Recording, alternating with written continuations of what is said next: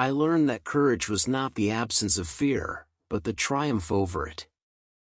The brave man is not he who does not feel afraid, but he who conquers that fear. Education is the most powerful weapon which you can use to change the world. Do not judge me by my successes, judge me by how many times I fell down and got back up again. I am not a saint, unless you think of a saint as a sinner who keeps on trying. There is no passion to be found playing small, and settling for a life that is less than the one you are capable of living. If you want to make peace with your enemy, you have to work with your enemy. Then he becomes your partner. I am fundamentally an optimist. Whether that comes from nature or nurture, I cannot say. Part of being optimistic is keeping one's head pointed toward the sun, one's feet moving forward.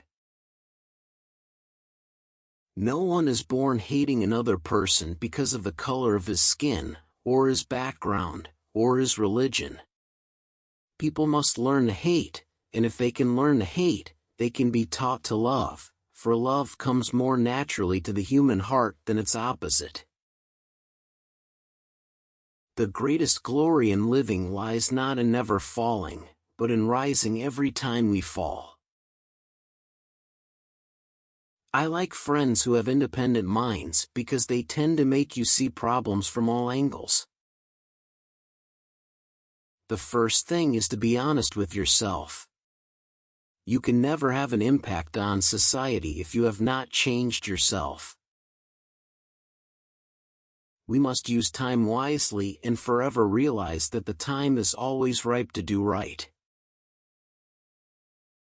After climbing a great hill, one only finds that there are many more hills to climb.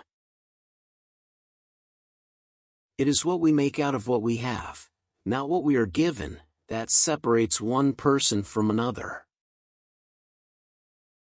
Difficulties break some men but make others.